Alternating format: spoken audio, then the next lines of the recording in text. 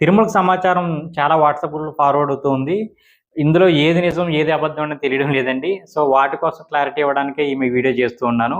వీటిలో మొట్టమొదటిది శ్రీవాణి ట్రస్ట్ గురించి. శ్రీవాణి ట్రస్ట్ కొత్త ప్రభుత్వం వచ్చిన తర్వాత, కొత్త బోర్డ్ ఏర్పడిన తర్వాత రద్దు చేశారన్నది ఎంత మాత్రం నిజం కాదండి. మీరిప్పుడు కూడా శ్రీవాణి ట్రస్ట్ టికెట్లు ఆన్‌లైన్‌లోను, ఆఫ్‌లైన్‌లోను 2 చోట్ల మీరు బుక్ చేసుకోవచ్చు. ఇక రెండవది ఏపీఎస్ఆర్టీసీ, టీఎస్ఆర్టీసీ మిగిలిన ఆర్టీసీలు ఏవైతే ఉన్నాయో వాటికి సంబంధించిన టికెట్స్ మనం బుక్ చేసుకోవడానికి లేదండి. అవి క్యాన్సిల్ చేశారు. సో, మనకు ఇంకా ఆ అవకాశం లేదింక.